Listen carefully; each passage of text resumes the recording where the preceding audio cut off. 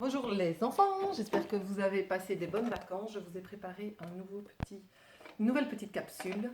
Donc voilà, on va se faire un petit rappel des hauteurs des triangles. Ça normalement vous connaissez, mais c'est un petit rappel. Et puis on parlera de la suite, c'est-à-dire les médianes dans le triangle. On verra comment on fait. Dans la capsule qui suivra, on va parler des médiatrices. Comme ça, l'ensemble sera clôturé. Alors, petit rappel, la hauteur. On choisit un sommet, on part d'un sommet, et rappelez-vous, le caillou qu'on lâche, il tombe toujours perpendiculairement. Donc, une fois qu'on a pris son sommet, on regarde quel est le côté opposé au sommet. Le côté opposé de ce sommet-ci, c'est bien sûr celui-ci. Qu'est-ce qu'on fait? Rappelez-vous, je vais le mettre en couleur. On va faire glisser l'angle droit le long du côté opposé jusqu'à ce qu'on arrive à la hauteur. D'accord? Et on tombe perpendiculairement. Ça, c'est le plus important, vraiment dans les hauteurs, c'est se rappeler que c'est perpendiculaire. D'accord? Quand c'est un triangle, on va le faire vite comme ça, rappelez-vous aussi, un triangle rectangle, quand on lâche le caillou, il tombe le long de la falaise. C'est ce qu'on disait. Quand il s'agit d'un triangle obtusangle, je le fais vite, hein, on disait que c'était bien fait, comme je dis toujours en classe. Hop, on arrive au sommet, on fait tomber le caillou et il tombe perpendiculairement, plouf, dans l'eau. Ça va? Voilà, ça c'était pour un petit rappel. Je vais effacer tout ça pour que ça fasse plus propre. Évidemment, on le fait pour chaque sommet. Ce sommet-là, le côté opposé, c'est celui-ci. Donc on fait tomber le caillou comme ceci en direction du côté opposé et il arrive perpendiculairement. De ce sommet-là, c'est ce côté opposé, il part perpendiculairement. D'accord? On se rappelle. Ensuite, en classe, nous avons vu la bisectrice aussi. Alors, certains m'ont posé des questions. Je rappelle que j'ai envoyé une autre capsule qui expliquait la bisectrice. Pour la bisectrice, on parle des angles. Il s'agit donc d'un segment de droite qui part d'un sommet et qui partage l'angle en deux angles adjacents, ça veut dire qui se touchent, mais qui ont surtout la même amplitude. On se rappelle, tac, tac, tac, tac, ça c'était le petit bruit qu'on faisait. On va placer la pointe sèche du compas sur le sommet. On va faire deux traces n'importe où, mais ce qui est important, c'est de garder le même écartement de compas. On fait les deux traces de chaque côté du sommet qu'on a choisi, évidemment. On ne va pas aller faire une trace ici, attention. Ensuite, dans la capsule que je vous avais demandé, il disait surtout vous gardez la même ouverture de compas. Erreur. On peut bouger l'ouverture de compas si on veut pour aller plus bas. Ce qui est important, c'est que quand on passe de gauche à droite, on garde le même, ou de droite à gauche, on garde le même écartement. Maintenant, je vais donc me placer sur le premier trait que j'avais tracé. Je fais un deuxième.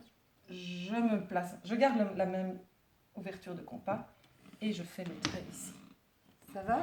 On se rappelle de tout ça, les amis? Et puis, on relie. Évidemment, je n'ai pas beaucoup de place.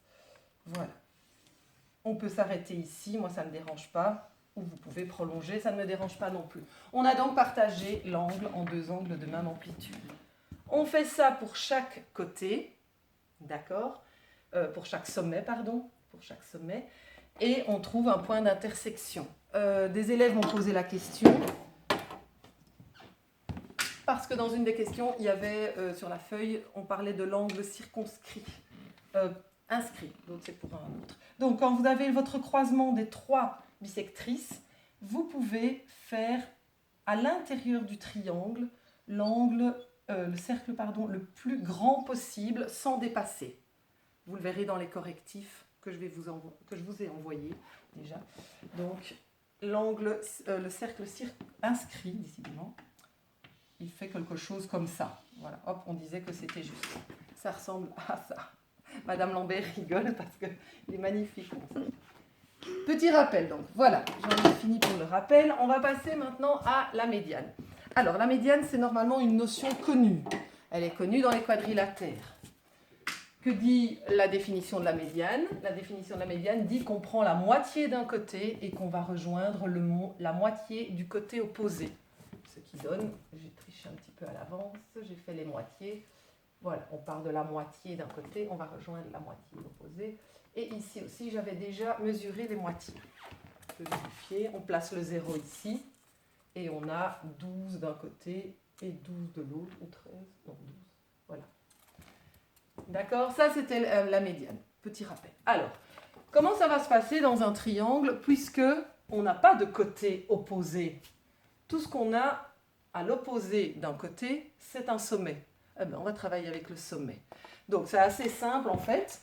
On va prendre la moitié d'un côté. Ici par exemple, je place mon 0 là, j'ai 15 à droite, 15 à gauche. J'ai donc la moitié ici. Et je vais tout simplement le relier avec le sommet qui est opposé. Voilà. Donc il n'y a pas de perpendiculaire ici. Il y a juste la moitié. Même distance par là, même distance par là. On va faire ça avec les autres côtés aussi. Là, j'ai un petit peu bougé, désolé. Je ne vais pas recommencer. Alors ici, la moitié, elle est à... Attendez, voilà. Je pense 13 d'un côté, 13 de l'autre. Le 0 est là au milieu. J'ai donc la moitié de ce côté-là. Il va rejoindre le sommet opposé. Voilà une médiane. Et ici, je prends encore une fois la moitié.